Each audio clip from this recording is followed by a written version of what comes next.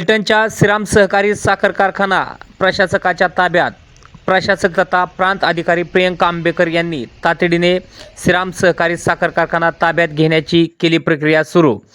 फलटण येथील श्रीराम सहकारी साखर कारखान्यावरती अखेर प्रशासक राज आले असून आज महाराष्ट्र सहकारी संस्था अधिनियम 1960 चे कलम 77(अ)(1)(ब) मधील तरतुदी अन्वये फलटणचे प्रांत यांना हे आदेश प्रदान करण्यात आले आहेत.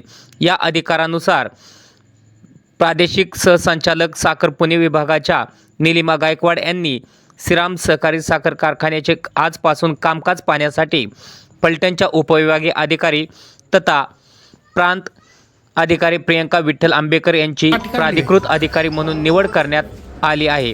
त्या अनुषंगाने आज फलटणच्या प्रांत अधिकारी प्रियंका आंबेकर यांनी श्रीराम सहकारी साखर कारखाना ताब्यात घेण्याची प्रक्रिया तातडीने सुरू केली आहे.